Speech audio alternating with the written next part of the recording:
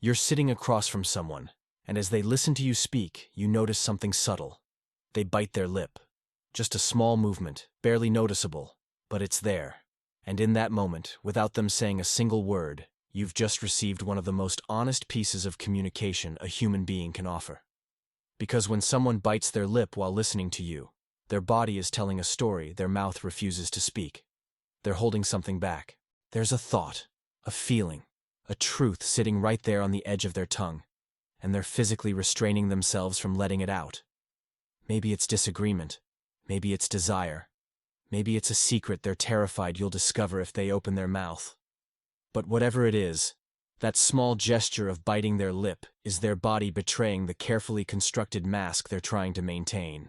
And this is just the beginning of understanding the incredible, often invisible language of human behavior that's happening all around us, every single day, revealing truths that words could never capture. Human behavior is a symphony of signals, a constant broadcast of information that most of us have never learned to read. We walk through life thinking that communication is about the words we say, but the truth is, the most honest conversations are happening in complete silence. They're happening in the way someone touches their neck when they're feeling vulnerable. They're happening in the way someone avoids mirrors when they're struggling with their sense of self. They're happening in the tears that fall when someone has been holding too much inside for too long. Every gesture, every movement, every unconscious habit is a window into the human psyche, revealing patterns that explain so much about why we do what we do. And today, we're going to explore 60 of the most incredible psychological facts about human behavior. Facts that will change the way you see yourself and everyone you encounter. When someone avoids mirrors, it shows they're dealing with a deep disconnect between who they are and who they see. This isn't about vanity or physical appearance in the way most people think. It's about identity fracture. When you look in a mirror and immediately look away, when you avoid reflective surfaces, when you can't hold your own gaze, your psyche is protecting you from confronting a version of yourself you're not ready to face. Maybe it's the weight of disappointment in your own eyes.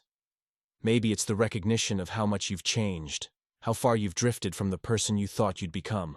Mirror avoidance is one of the most telling signs of internal conflict, of a person who is at war with their own reflection. If someone cries a lot, it means they've been strong for too long.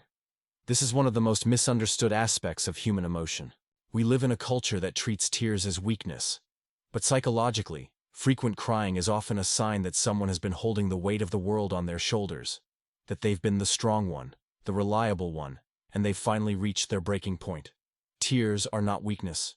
Tears are the body's way of releasing what words cannot contain. When someone cries easily or often, they're not fragile.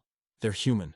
They're processing. They're letting their nervous system discharge the accumulated stress and pain that's been building up, sometimes for years. When someone touches their neck while talking to you, they're feeling vulnerable and exposed. The neck is one of the most sensitive and unprotected parts of the human body. So when someone touches, rubs, or covers their neck during a conversation, their body is literally trying to protect a vulnerable area because psychologically, they're feeling exposed. They might be sharing something personal. They might be lying and afraid of being caught. They might be feeling judged or anxious about how you're perceiving them. The neck touch is a self-soothing gesture, an unconscious attempt to calm the nervous system when it's in a state of alert. When someone laughs when they're nervous, it's because their brain is trying to diffuse a threatening situation. Nervous laughter is one of the most common behaviors in human psychology. Someone receives bad news and laughs. Someone is in an uncomfortable situation and can't stop giggling. This isn't about finding humor in darkness. This is about survival.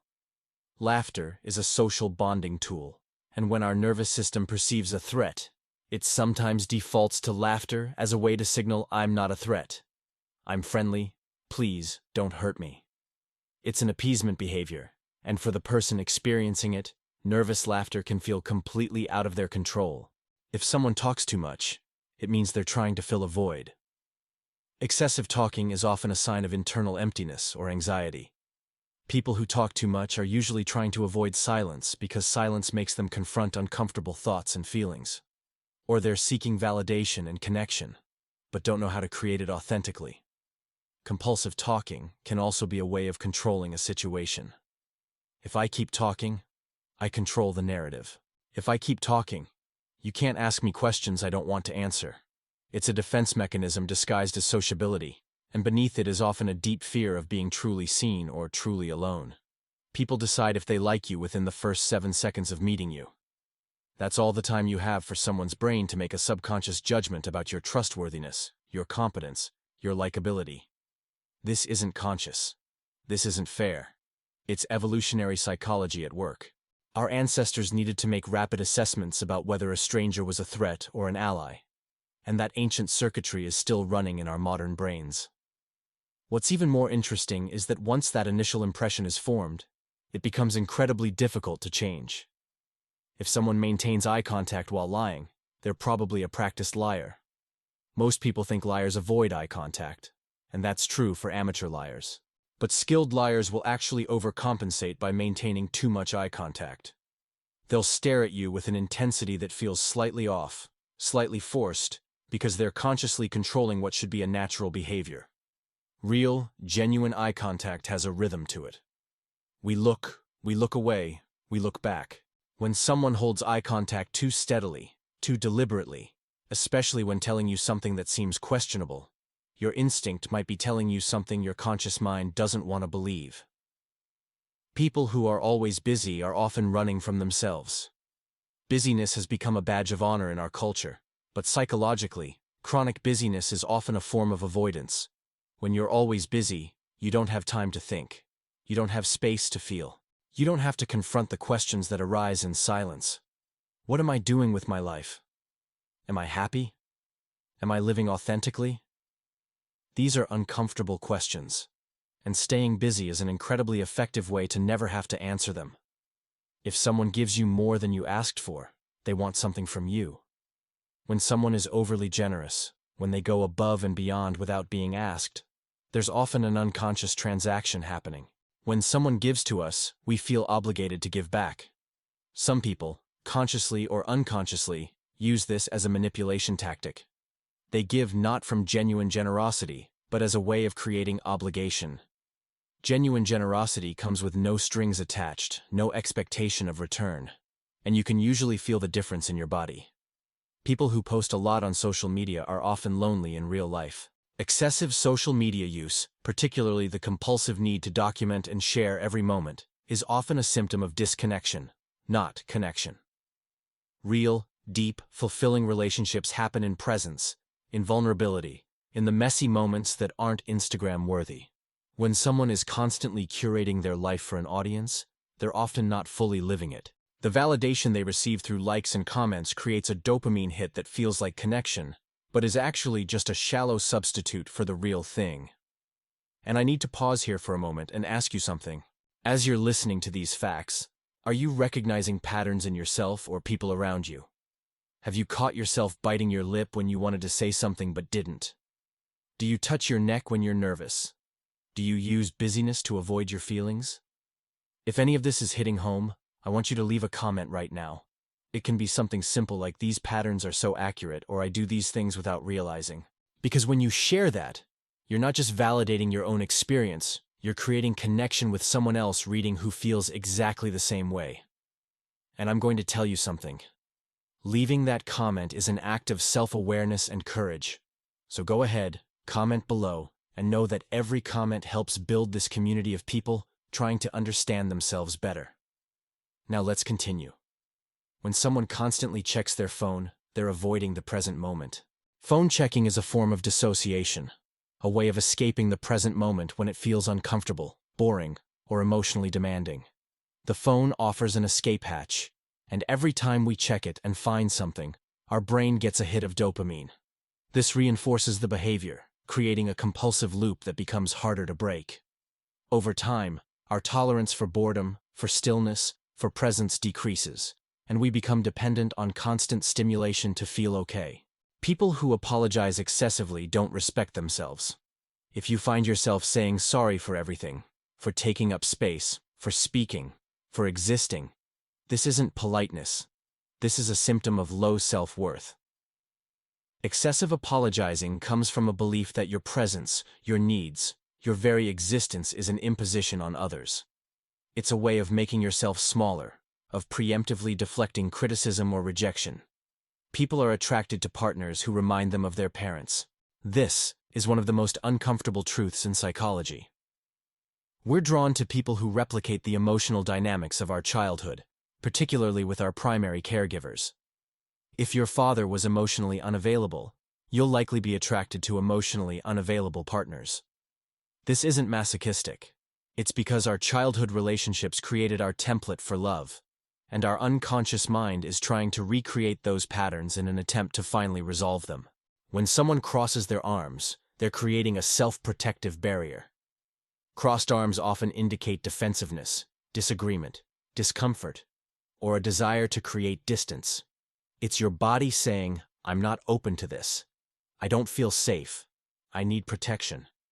What's interesting is that the act of crossing your arms actually reinforces the emotional state through a feedback loop between body and mind. People who walk fast are generally more productive and less patient. Fast walkers tend to be goal-oriented, always thinking about the next thing. They're productive and driven but struggle with being present and patient. Slow walkers tend to be more present and observant. Neither is better. They're just different approaches to life. When someone repeats what you just said, they're either buying time to think or genuinely didn't understand. This can be a way of clarifying or showing engagement, but it can also be a stalling tactic, giving their brain extra seconds to formulate a response, especially if what you said surprised or challenged them. People who are constantly late don't value other people's time. Chronic lateness reveals something about character and priorities. Yes, sometimes there are legitimate reasons, but people who are always late are communicating that their time is more valuable than yours, that your inconvenience doesn't matter. This often stems from poor time awareness or underlying issues with respect and boundaries. And it damages relationships by eroding trust. If someone constantly plays the victim, they've learned that helplessness gets them attention. Victim mentality is often a learned behavior that was adaptive at some point, but has become maladaptive. Many people who play the victim learned as children that being helpless got them the attention or care they needed. The problem is that victim mentality creates a self-fulfilling prophecy where you unconsciously make choices that confirm your belief that bad things always happen to you. When someone fidgets constantly, they're either anxious or understimulated. Fidgeting can mean the nervous system is in heightened arousal, discharging anxious energy, or it can mean the person is bored and needs more stimulation. This is particularly common in people with ADHD. Understanding which type requires context. People who hum or sing to themselves are generally happier. There's something beautifully unself-conscious about someone who hums while they work. It's a sign of comfort in their own company. Humming and singing release endorphins and reduce stress hormones, naturally regulating mood. When someone gives backhanded compliments, they're expressing jealousy. "You look good for your age." That's a bold choice. These aren't compliments, they're insults disguised as compliments.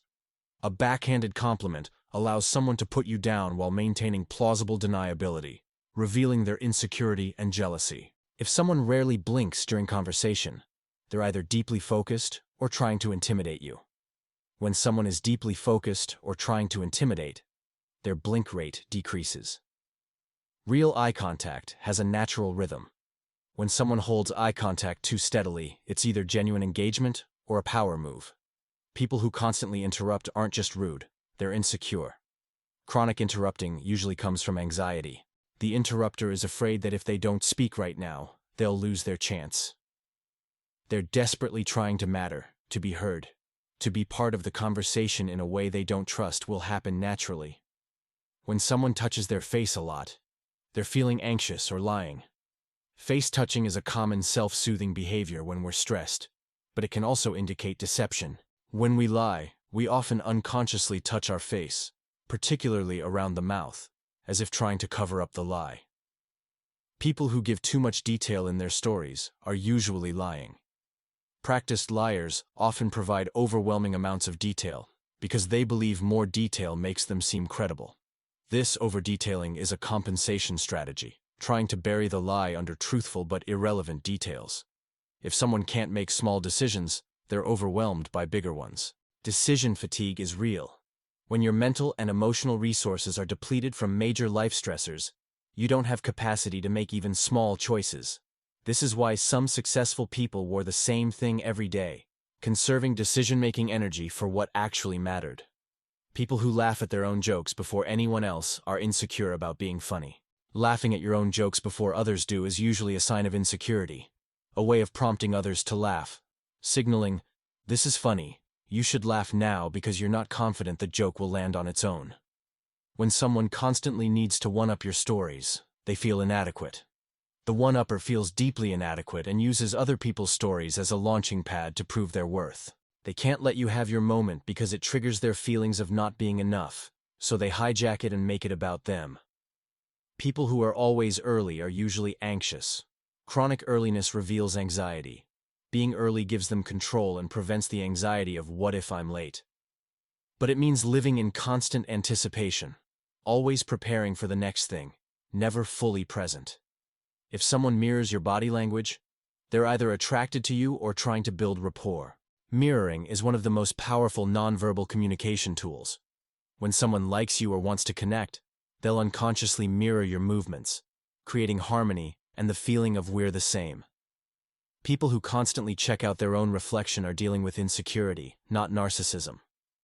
Compulsive mirror checking is rooted in anxiety about appearance, a need for constant reassurance that they look okay. It's not about admiring themselves, it's about monitoring for flaws that might make others judge them. When someone can't stop talking about their ex, they're not over them.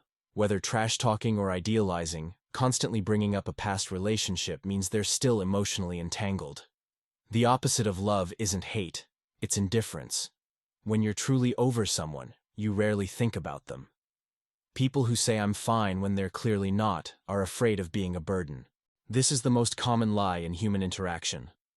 People who can't admit when they're struggling are operating from a belief that their needs don't matter, that they'll be too much, that showing emotion will make people leave. When someone always says yes to everything, they're running from themselves. People pleasers say yes when they mean no. Every time you do this, you choose someone else's comfort over your well-being and disconnect from your internal compass. Chronic people-pleasing stems from fear of rejection, believing love is conditional on being agreeable. People who can't sit still are often trauma survivors. Trauma lives in the body. One of the most common somatic manifestations is restlessness, an inability to settle. Trauma keeps the nervous system hypervigilant, always scanning for threats, and that internal activation manifests as needing to move. When someone constantly criticizes others, they're deeply unhappy with themselves.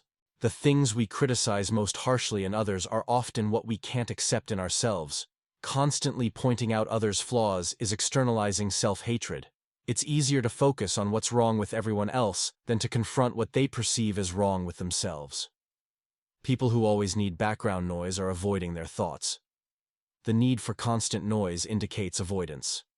Silence forces us to confront our thoughts. And for many, their thoughts aren't comfortable. Noise drowns out anxiety, regret, self-criticism, and unresolved emotions. When someone constantly compares themselves to others, they've lost touch with their own worth. Comparison is the thief of joy. When your self-worth depends on being better than someone else, you're on a treadmill that never stops. There will always be someone richer, prettier, more successful. People who can't accept compliments have deep self-worth issues. Deflecting compliments reinforces negative self-image. The inability to accept praise comes from a core belief that you're not worthy, that compliments aren't true, that if people really knew you, they wouldn't think those nice things. When someone is constantly defensive, they're deeply insecure about being wrong. Chronic defensiveness indicates deep insecurity. It comes from believing that being wrong means you're fundamentally flawed, that any criticism is an attack on your entire worth. People who overshare with strangers are starved for connection. Telling strangers about your trauma within minutes isn't intimacy, it's dumping. They're so desperate for connection, so starved for someone to listen, they'll take any audience. True intimacy is built gradually with trust earned over time. When someone constantly needs reassurance, they don't trust themselves. Constant reassurance seeking is exhausting. Do you still love me? Are you mad at me? This stems from lack of internal security, inability to trust your own perceptions or worth. People who constantly make jokes are often hiding pain. Class clowns and jokers are often the saddest people in the room.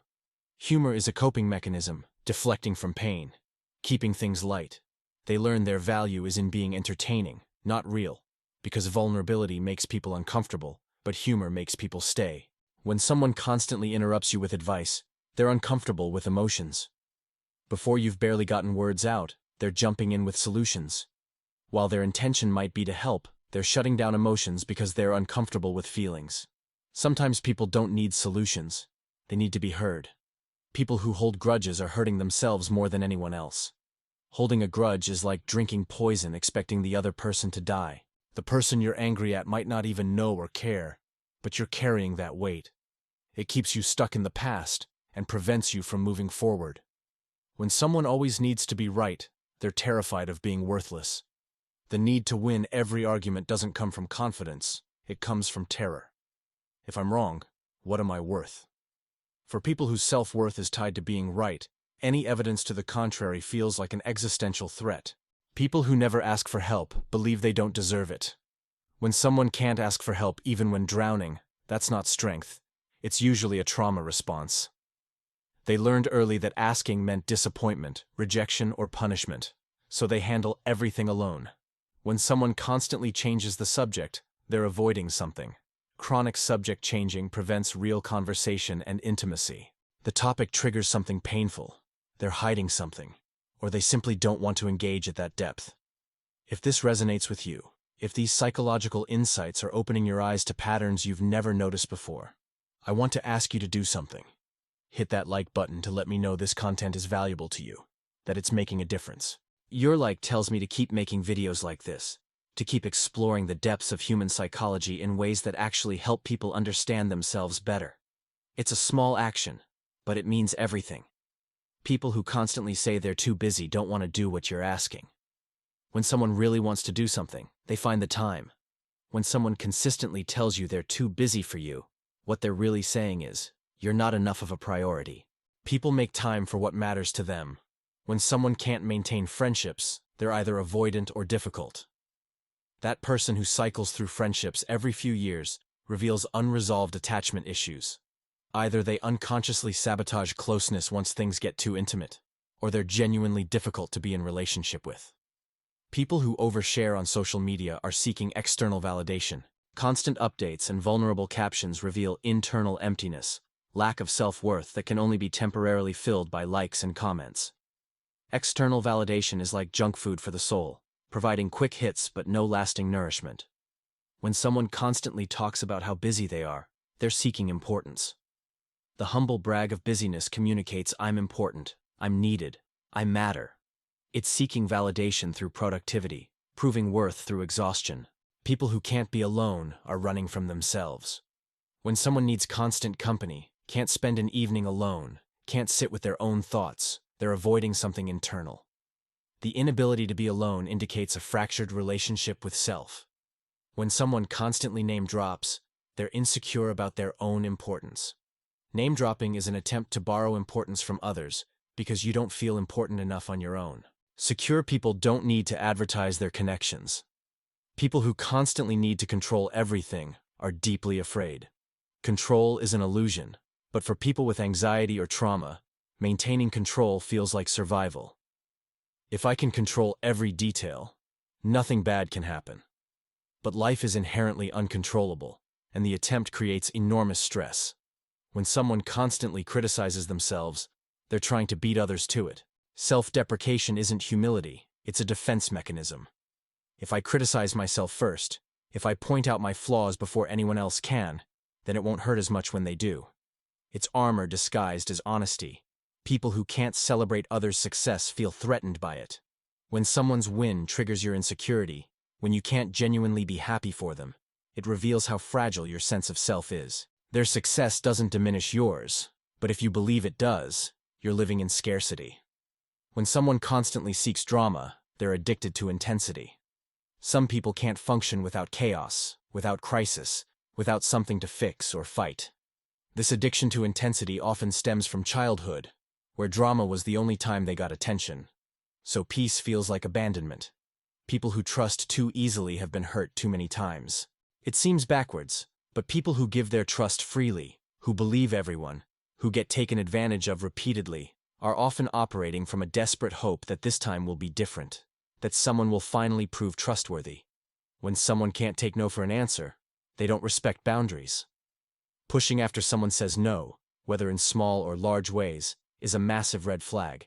It shows they prioritize what they want over your autonomy, and people who don't respect small boundaries won't respect big ones either. People who gossip about others will gossip about you. If someone talks to you about everyone else's business, shares secrets, spreads rumors, you can guarantee they're doing the same with your information. Gossip reveals character, showing someone who can't be trusted with confidence. When someone needs constant entertainment, they're avoiding inner work. The inability to sit with boredom, to be understimulated, to just be, indicates avoidance of the inner world. Growth happens in the quiet spaces, and people who can't tolerate those spaces can't grow. People who always play devil's advocate are contrarian for attention. There's a difference between genuine intellectual discourse and someone who argues every point just to argue.